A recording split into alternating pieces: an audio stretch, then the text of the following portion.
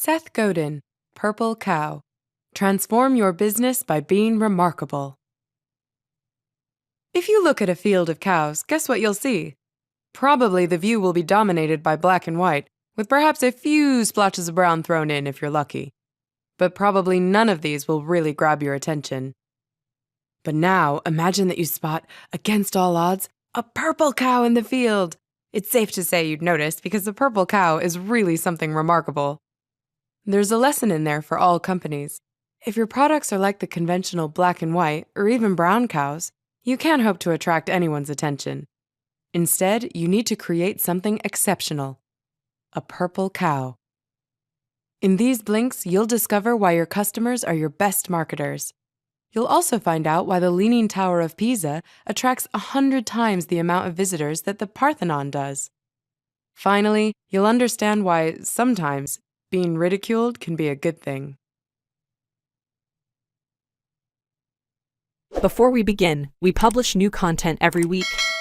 So, be sure to subscribe to our channel and ring the bell to get notified about our latest extracts. Number 1.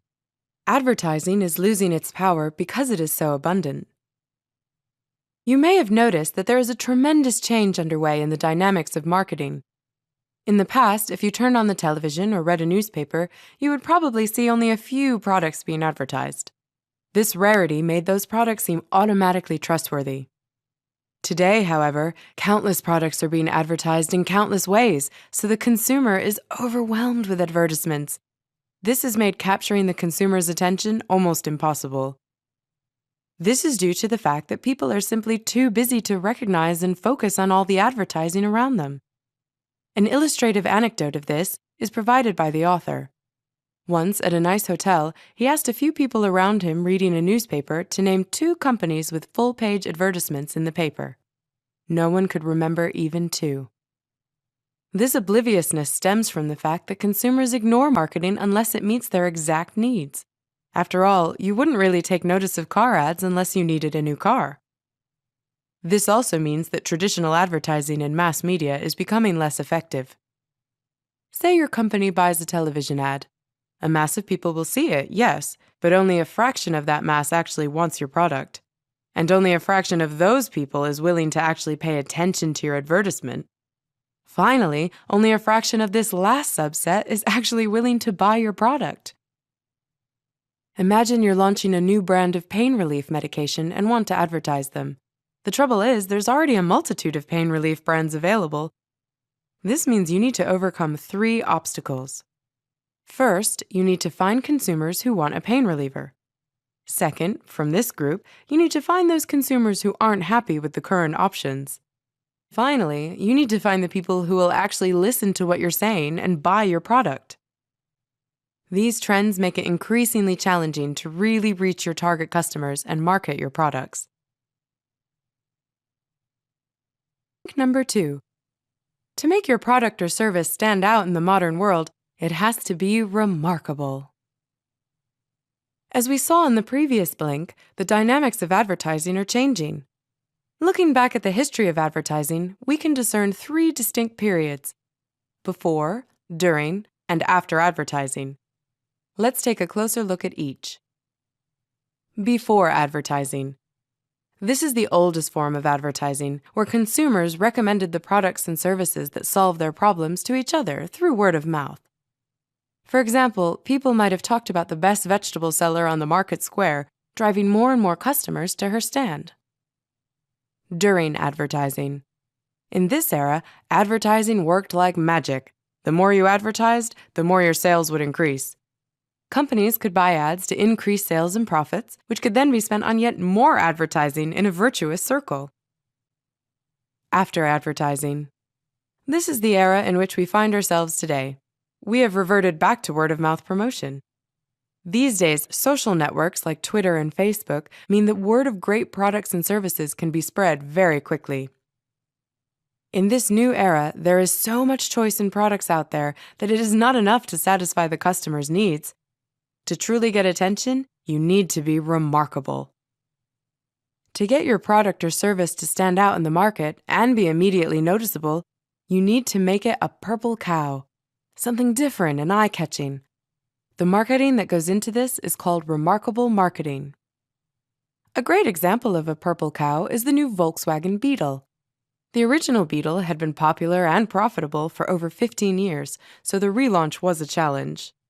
It turned out to be a great success, though, because its distinctive shape and attractive colors made it stand out from the other cars in the street. Also, great reviews and word of mouth spread its fame even further. Number 3. Today, taking risks is a safer strategy than avoiding risks altogether. No doubt you've seen a lot of remarkable products and services out there, so you know there are many different potential ways to achieve this. Most companies, though, are reluctant to explore ideas for becoming remarkable because they're afraid of trying something new.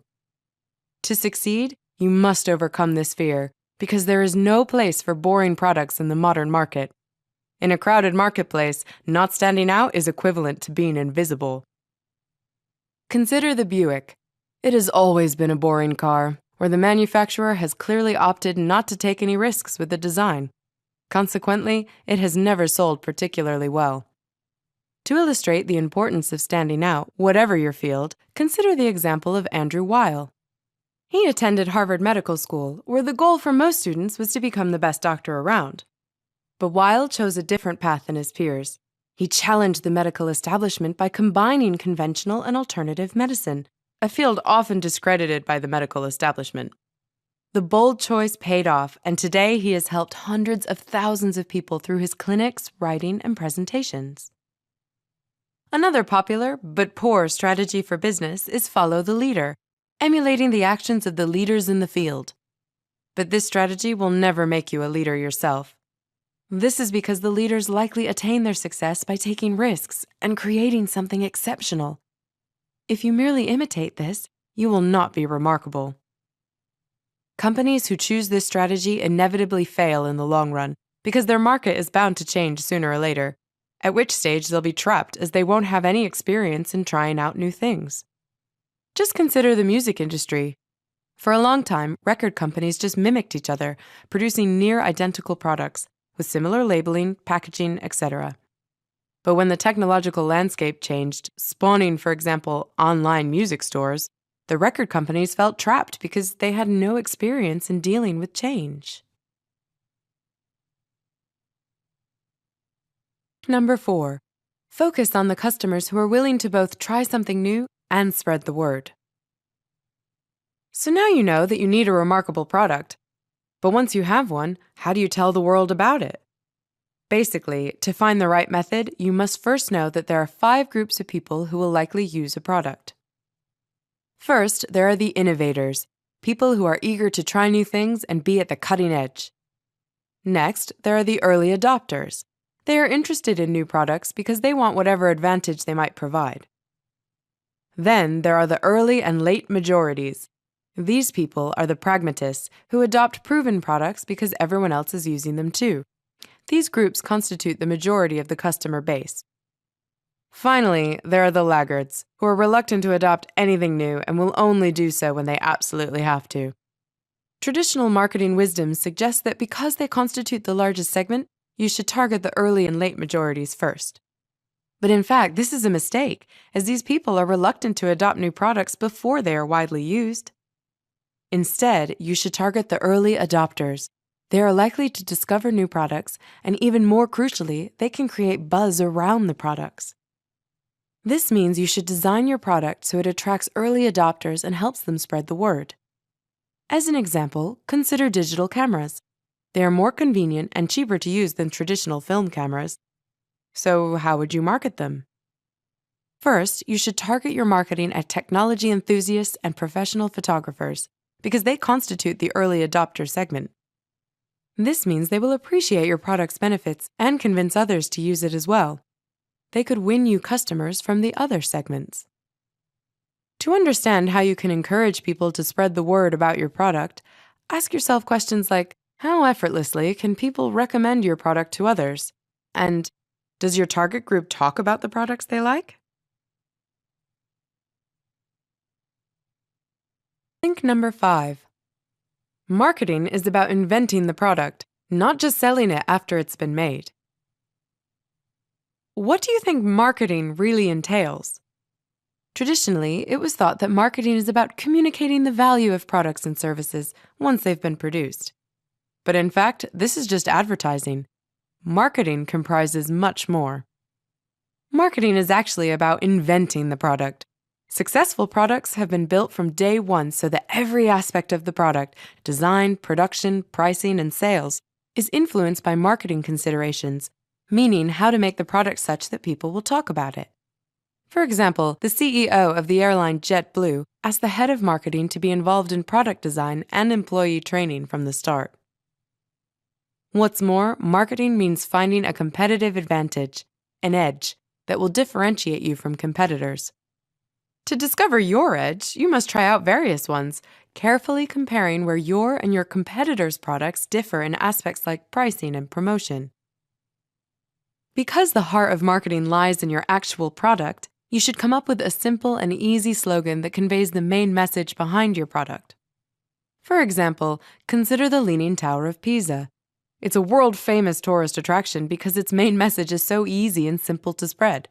It's a leaning tower. This is its slogan. Meanwhile, the Parthenon in Athens, while beautiful and historically more significant, lacks such a slogan and therefore only gets 1% of the annual visitors that the Leaning Tower of Pisa gets.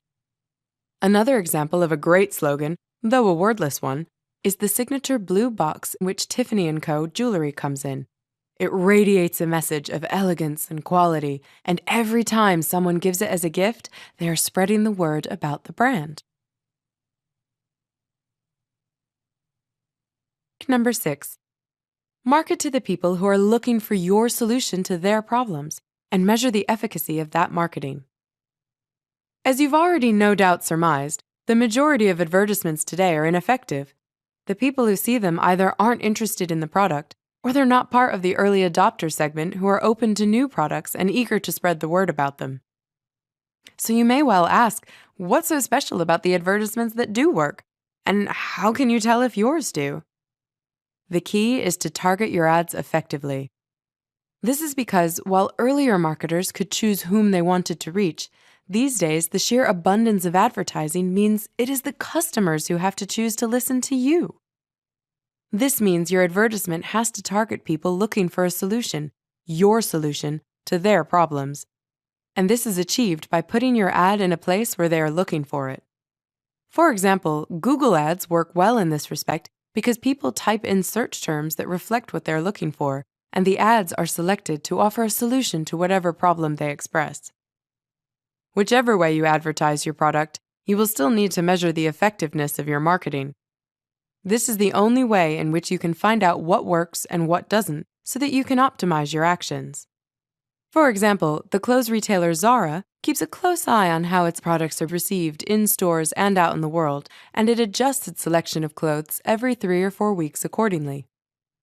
Remember, you can only improve that which you can measure, so in addition to thinking about the effectiveness of an action, you should always also consider how much it will cost you to measure it. Number 7. Many companies fear the criticism, ridicule, and change that being remarkable would bring.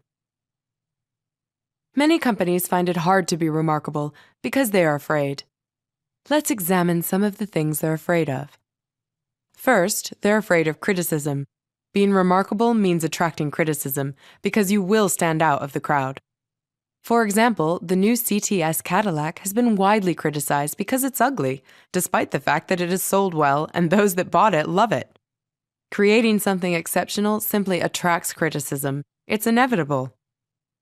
But criticism doesn't mean failure.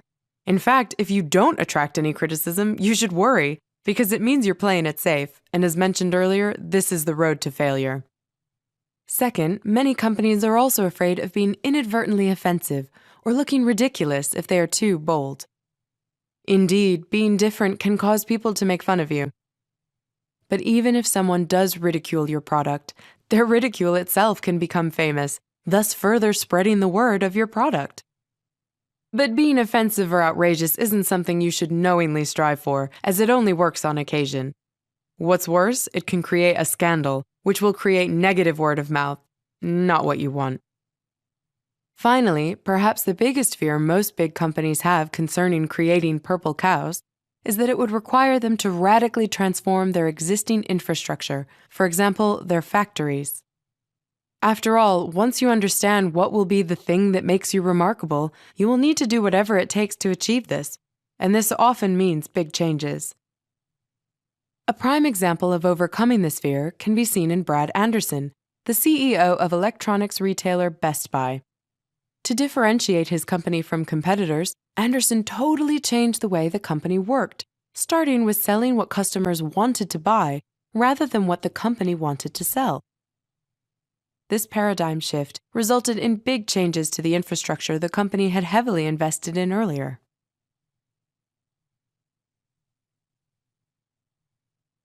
The book's key insight is that in today's crowded marketplace, there's no room for ordinary products or services anymore.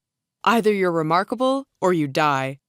To become remarkable, you need to boldly take risks and not worry about criticism. Then, when you start spreading the word of your remarkable product or service, you need to target the people who are both willing to try new things and eager to spread the word to others. Just share your thought or book recommendation on the comments section and be sure to subscribe and ring the bell to be notified about our latest extracts. Thank you and have a great day.